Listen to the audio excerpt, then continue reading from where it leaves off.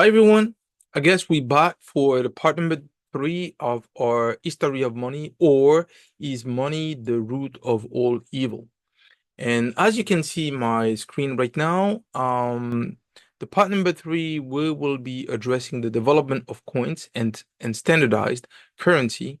We want to examine the invention of coins in ancient Lydia and the benefits of standardization in the monetary system.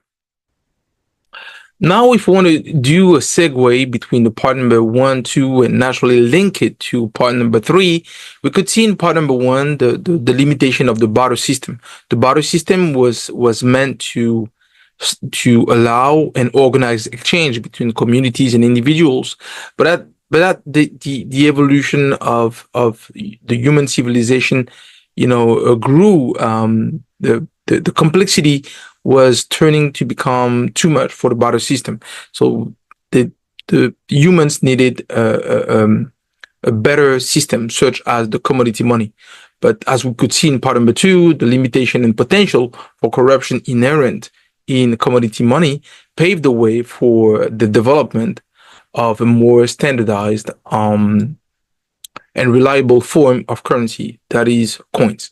However, even as coins emerged as a significant innovation, they were not immune to human corruption and manipulation. While coins offered greater standardization and portability than commodity money, they were still susceptible to counterfeiting and debasement. Governments and individuals could intentionally reduce the purity of coins or create counterfeit versions, diluting the value of the currency and exploiting unsuspecting citizens. So naturally, the history of money is a testament to the constant struggle between innovation of the human brain and human greed. Even as new forms of currency emerged, the potential for corruption and exploitation remained a persistent challenge. Now we can fix, or we can set the creation of the first coinage system in ancient Lydia in Western Turkey, but also in China. And as the first known coinage system was established, that is aligned actually with the discovery of Göbekli Tepe in Turkey, that you can see the image there. That is one of the most ancient stone architectural site that was discovered in Turkey.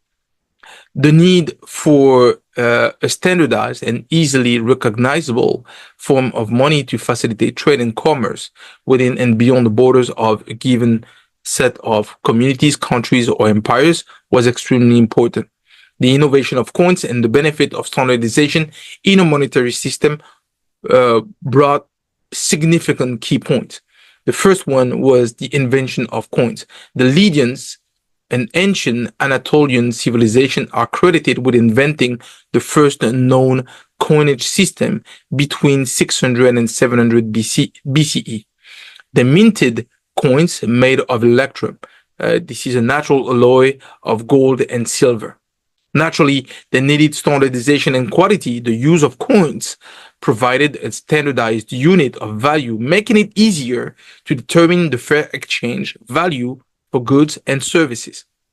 The quality of coins was also carefully controlled to ensure the acceptance and accepted circulations.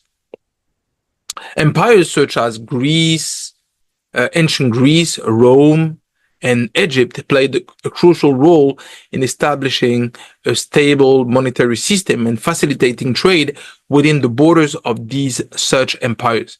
These empires often minted their own coins, which were accepted as a legal tender throughout the territories of their empires.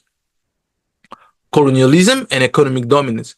Now, the expansion of empires through colonialism also helped to spread the use of the coinage system and establish a more interconnected global economy.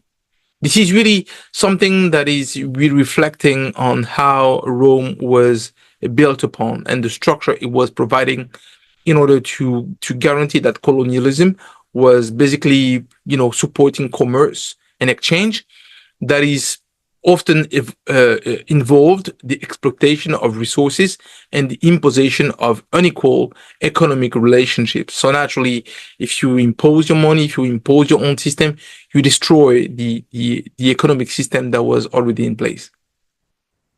Now, if we want to get into more details, we can even say that the invention of coin in ancient Lydia or China marked a significant turning point in the history of money by standardizing the unit of value and ensuring the quality of the currency.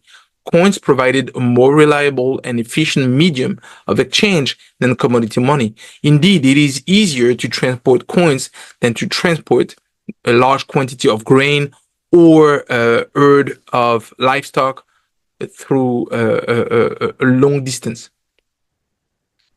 The use of coins spread rapidly throughout the ancient world, and empires such as ancient Greece, ancient Rome, and Egypt played a crucial role in establishing a stable monetary system. These empires minted their own coins, which were accepted as legal tender throughout their territories. The expansion of empires through colonialism also helped to spread the use of coins and establish a more interconnected global economy. However, colonialism means as well the exploitation of resources and people. So it means that, for example, if you look at Rome or European powers between the 17th to the 19th centuries, often forced colonized a nation to use the currency, which gave them economic dominance and control over the colonies, but also destroying the existing system that they had until now. As part of this development, this is important to expand the view and role of slavery in this economic and imperialist expansion. Slavery in antiquity was undoubtedly an economic motivation. In many ancient societies and civilizations, slaves were considered property and were used to perform a wide range of tasks from agricultural labor to domestic service and skilled craftsmanship. Here's how slavery contributed to the economic systems of ancient civilization. First of all, labor force. Slaves provided a cheap and abundant labor force, allowing landowners and businesses to reduce their costs and increase their profit. Production of goods. Slaves were often used to produce goods such as agricultural products, textiles, and manufactured items, which could be traded both domestically and internationally. It was really true, for example, for the United States, before the Civil War. Wealth accumulation. Slave ownership was a sign of status and wealth, and slaves could be bought and sold as commodities. This contributed to the accumulation of wealth by the ruling class and wealthy individuals. If you want to have more details, you can look into the roots of racism that I did a couple of months ago. Economic dominance. Empires, as I said, that had access to large numbers of slaves often enjoyed economic dominance over other societies. This could be seen in ancient Rome, where the vast numbers of slaves available to Roman landowners and businesses contributed to the empire's economic prosperity. And we could see the replication of the same image and approach with colonialism and imperialism by European powers in Africa, Asia, and South America from the 16th centuries to the 19th centuries. However, it is important to note that slavery was not only an economic factor, but also a social, political, and cultural one that is underlying the notion of proto-racism, as defined in my video, The Roots of Racism. The institution of slavery had a profound impact on ancient societies, shaping their hierarchies, values, and relationships. Okay, this is what I could say about the creation of the more standardized system to allow exchange. That would be the coinage system. So now I'll see you in part number 4, when we'll be talking about the rise of paper money, inflation, and early stock markets. Thank you. See you soon.